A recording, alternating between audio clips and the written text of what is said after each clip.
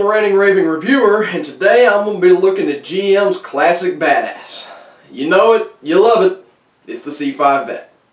And I know what you're going to be saying, come on man, how can you possibly shit on the C5 Corvette? They were technologically advanced, they were fast, they were comfortable, hell they took it to the supercars of the time at a fraction of the cost. Look, I agree with you, but bear with me. Let's take a look. Let's start by looking at the engine. Ease into the process. The LS1 was rated at 345 horsepower, and it's probably the best engine that Chevy's ever made. Maybe second to the original small block. It's lightweight, economical, and has great power. You can't go wrong with this motor. Case closed, end of story.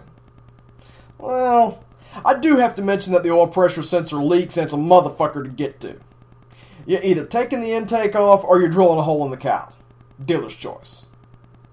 Oh, and the water pump's a pain in the ass to change. I hope your back muscles are like steel. And God help you if the AC compressor goes bad, because it's buried under the motor. In fact, how the fuck can an engine bay with this much room be such a pain in the pooper to work on? Moving on. The transmission is either going to be the 4L60E automatic or the T56 6-speed manual. If you're looking at the automatic, get the fuck out of my channel, you're dead to me.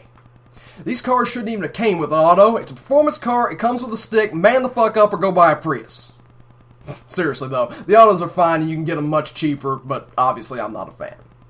The 6-speed is the way to go, it's way more fun. The problem here is the same problem with all the T56 cars, the synchros have a tendency to go bad. Watch second, fifth, and reverse for popping and grinding. Now one thing that has to be mentioned is that the transmission is at the back of the car, not bolted to the motor. It's instead connected by a torque tube, which is hidden by a plate that has 36 screws. 36.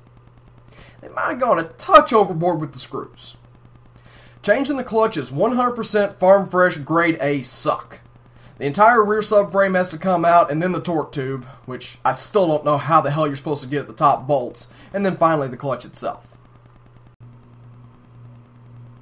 Now let's look at the chassis.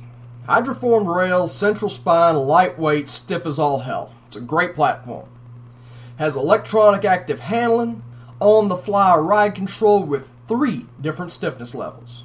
Traction control, heads-up display, Bose sound, memory seats, power windows, power flip-up headlights, fucking A. This thing is loaded.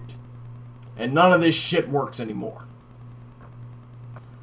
It's no biggie. I can fix it. Yeah, about that. Steering wheel position sensor.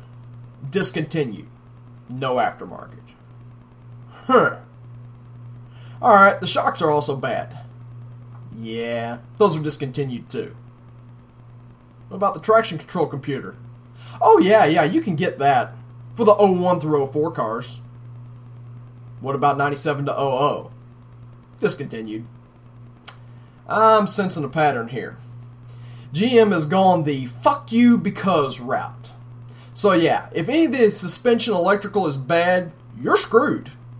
The shocks can be changed with aftermarket if you can find somebody with a Tech 2 tool to delete the ride control RPO code. Don't bother with GM, they'll give you the runaround. Ask me how I know. The other option is to solder some resistors in. The headlight motors grind.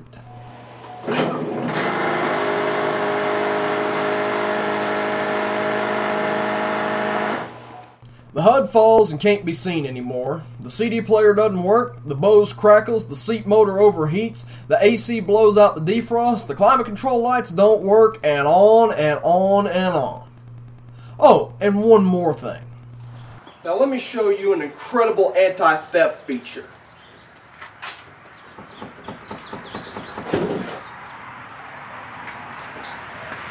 What the fuck? It's the passive keyless entry system, and no, the key does not have to be close. This can happen to any one of these cars at any parking lot at any time. Good job. So what can we say? The majority of these Corvettes are going to be well maintained and won't have these problems for a while. But believe me when I tell you it's coming. Hands down, the most disturbing part about this is the discontinued parts. Now to a guy like me, I don't need all the electronic doodads. Just give me a seat and a shifter and I'm good to go. But to a lot of other people, stuff like this will bother them. Now the prices on these cars have fallen to the point that it's one of the best bang for the buck cars out there. It's a good daily driver, it's fast, and it's fun. However, if you're looking for perfect, I highly suggest you set aside at least 13 grand for a good low mile example. Anything under 10 grand is going to have some problems. Thanks for watching.